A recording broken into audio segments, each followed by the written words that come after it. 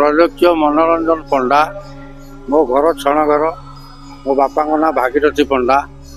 आज ये जो शिवरात्रि रे बहु कष्ट दीर्घ 20 वर्ष है ये जगार शिवरात्रि बोली कौन हो नाला एवं बहुत भक्त मानकर समारोह ये हवा द्वारा बहुत भक्त मानकर साहाय्य हवा द्वारा आज ये जगह उन्नति होती। 2000-2500 लोकंर खाଇବା पीवा भी व्यवस्था कर प्रसाद सेवन जहाँ को लोक अपेक्षा करती प्रसाद टी पाइबापी जावाई एवं ठीक टाइम रे आमर जगार जो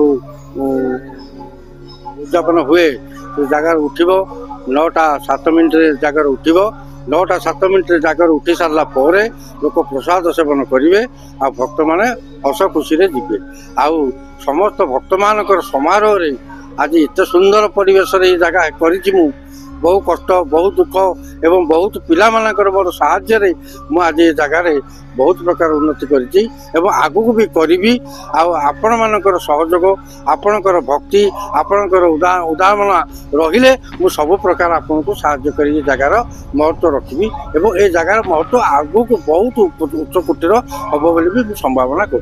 मानस रंजन जेना छणगर जटणी ये कपालोचन दीर्घ 20 वर्ष भितर ये बहुत उन्नति करी।